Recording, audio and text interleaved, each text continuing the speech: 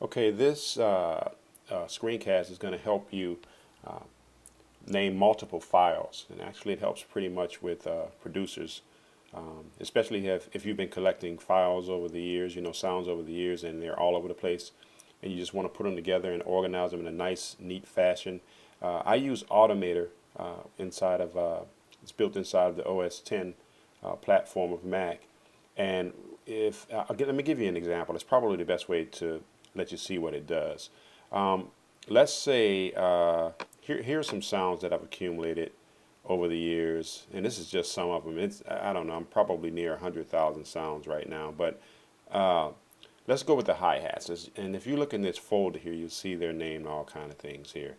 And you wouldn't know that there were hi-hats unless it said something like this one here, Alchemist hi-hat 2 or whatever. But let's say you just want to name this all hi-hats.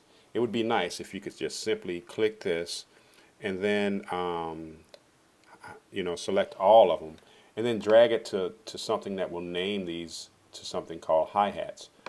And that was 60 of them if I'm not mistaken. But watch this. And you can see right here what it's going to look like once it's been done. I've just taken my hi-hats folder, which is right here, and changed them into a nice sequential order here all the way through 60. So it's easy to identify that if you need to use it on MPC, or if you're inside of some of your DAW, and you want to access a certain hi-hat. Let's say you like hi-hat 44, you always know what it sounds like. You will always be able to find it, rather. So it's pretty neat to be able to do that. Now, what I did to create this Automator script is basically just go to Automator.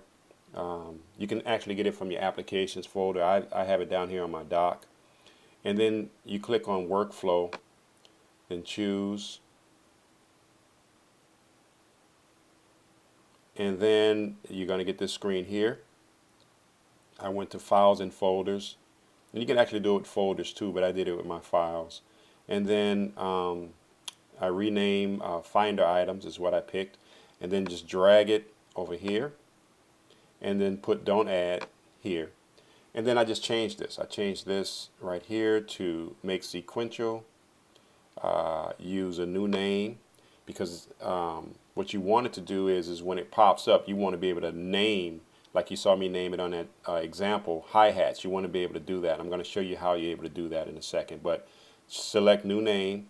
Don't touch this section. Don't touch this section. Don't touch that. Make all numbers. I like to make mine 3 digits long. You can always change this later by selecting this option I'm going to show you in a second. Alright, so, and then click this, and that's how I was able to do this, or actually change any of this, because you do show this action when the workflow runs. And it's going to show this little box. As you notice, when I started my process, it showed this box, and it allowed me to change all of this stuff in here if I needed to, like name this maybe kicks. And this box is what does it. So then after you have it set up, and that's it really, guys, and after you have it set up, you go over here to File, and you do Save. I'm not going to do that because I already have it saved. And then it's going to ask you,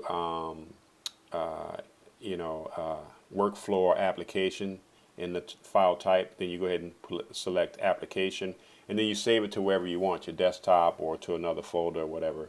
You can do that. So that's pretty much what that is, and that's how it works. And I hope this helped you guys, for those of you who are trying to organize files. Thanks.